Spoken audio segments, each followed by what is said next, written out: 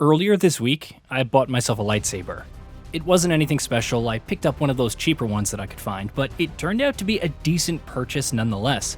Its speakers produced surprisingly high quality sound effects, it let me switch the color of its blade, I could sheath and unsheath it using motion sensors, the regular stuff that you'd expect from the majority of lightsaber replicas these days.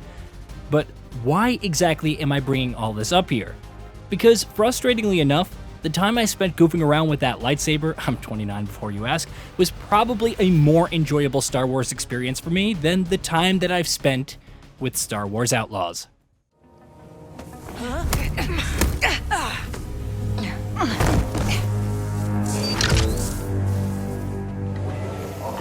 we need someone to relieve me soon.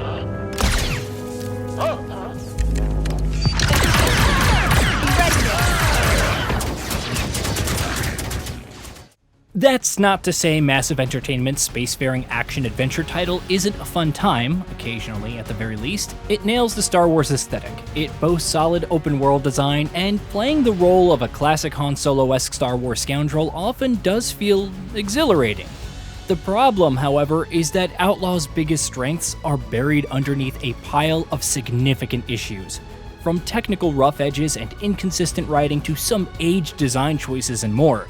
This is a game that stumbles often, and in ways that aren't always easy to forgive, especially when you look at the sum total of its flaws. A bad game? Certainly not, but a rough one nonetheless, and maybe not necessarily the Star Wars game that you're looking for. No patake, chichi no gabetisa tugamna. Una 16 pint ut jituana ubaja pagoyama sif no lia club tasis. Come on, I just need my data spike fixed. In Star Wars Outlaws, you play as Kay Vess, a Canto Bight local who dreams of escaping the bustling planet and making it big in the galaxy's criminal underworld. And with no one other than her adorable buddy Nix to take care of her, there's not much that's stopping her, other than the fact that in the underworld she's not even big enough to be a small fry. Set between the events of episodes 5 and 6, however, Outlaw's galaxy is in turmoil, which means those looking to circumvent the law and possessing the skill to do so always have plenty of work to find. The job Kay lands, however, lands her in hot water with one of the richest and most powerful syndicates in the galaxy, following which Kay's goal now is to keep making a name for herself in the underworld, while staying safe from the many enemies that she's made and continues to make.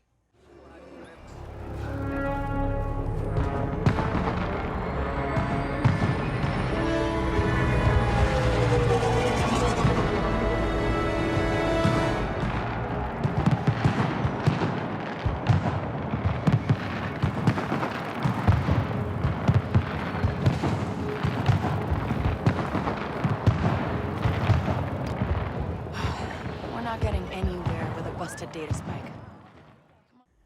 From the day it was released, Star Wars Outlaws has been billed by its developers as the ultimate Star Wars scoundrel fantasy, and that in particular is something that the game captures really well. From the Hutts and the Pikes to the Crimson Dawn and the newly introduced Ashiga clan, Star Wars Outlaws sees Kay dealing with a number of different criminal factions, who, as you might expect, are often working against each other themselves.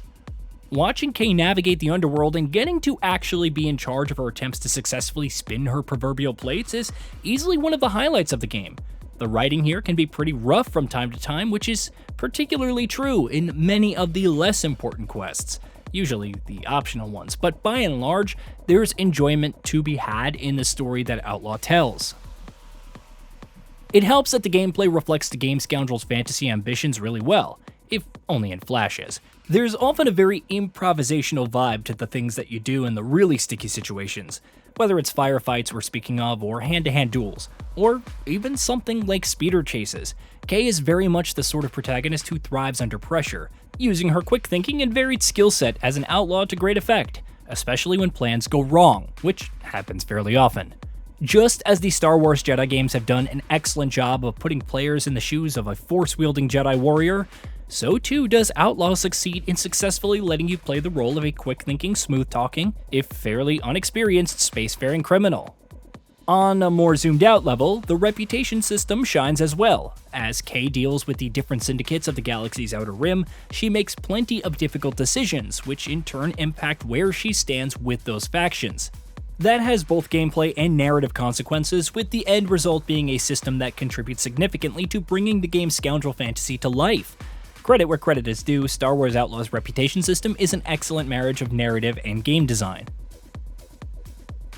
And yet, in spite of the fact that Outlaws does successfully nail the, outlaw vibe that it's trying to go for, as a gameplay experience, it's so often a frustrating one. One of the biggest reasons for that is the moment-to-moment game feel just isn't great.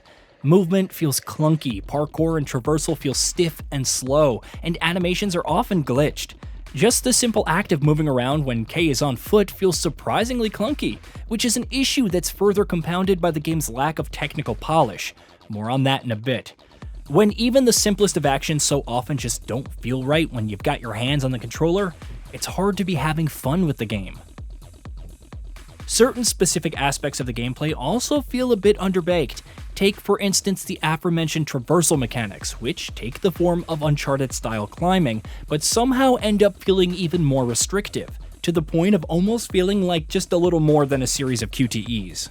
Then, there are the game's stealth sections, which combine all the AAA stealth tropes that we're familiar with annoyingly inconsistent enemy AI. The progression mechanics thankfully do feel more fleshed out and rewarding. As an action-adventure title, Star Wars Outlaws takes a pretty lean and focused approach in this area, but from Kay's equipment to her blaster, from her speeder to her ship, the Trailblazer, there are enough meaningful upgrades for players to chase. Frankly though, if those were the biggest gameplay issues Star Wars Outlaws had, it would still be a better game than it is now, because one of its biggest failings comes in the form of some shockingly dated design decisions. Nothing exemplifies that better than the amount of insta-fail sections in the game. Star Wars Outlaws isn't a particularly good stealth game, as I've mentioned, so to force players to engage with those mechanics and sections that punish you with instant failure if you don't, seems like a particularly poor decision.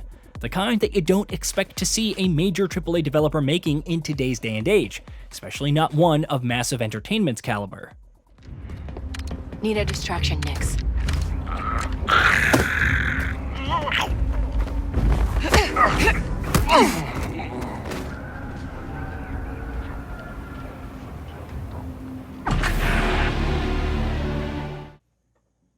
Those unnecessary gameplay restrictions feel even more frustrating when juxtaposed against the level of freedom that the game encourages elsewhere.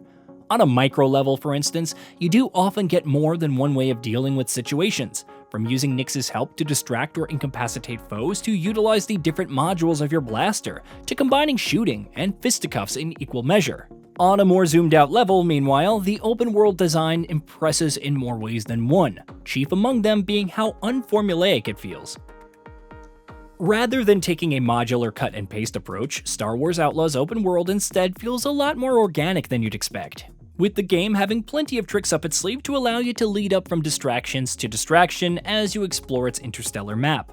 The more natural flow of exploration, rather than simply following markers or going down a list of quests, does elevate the open world side of the experience, if nothing else. There's also a healthy variety of side activities on offer, including plenty of spaceflight and combat gameplay, which can also be quite fun. Movement in space, in fact, feels as tight and responsive as Kay's on-foot movement feels clunky, which incidentally just makes the latter's issue seem to stand out that much more. And yes, it's not just the gameplay side of Star Wars Outlaws that's more than a little rough around the edges, which, sadly, is a problem that modern AAA releases are no strangers to. Lip syncing issues, audio bugs, shoddy hit detection, muddy draw distances on the PS5, animation glitches, noticeable frame rate drops. I've experienced all of these technical issues and more in my time with Star Wars Outlaws. Thankfully, nothing that I've encountered has been game-breaking, but the problem that I have had have been more than annoying enough to stand out, especially when put together. Star Wars Outlaws does have its strengths. Its surprisingly organic open world and how it encourages exploration, its fun, swashbuckling story, how effectively it captures the scoundrel fantasy. But ultimately, the game feels just a little too rough. From its technical issues to its inconsistent writing, from some of its dated design decisions to the clunky game feel that pervades the entire experience, this just feels like a game that needed another year in the oven. I'm going to be playing plenty more of Outlaws in the days and weeks ahead, being the hopeless Star Wars sicko that I am, but in the state that the game exists in right now, I'm not sure that I'm going to have more fun with it than I will with the toy lightsaber that I bought. Hey, did you know that we at GamingBolt upload new videos every day? Stick around, drop a like, subscribe, and hit that bell. And let us know what kind of content you'd like to see in the future with a comment below.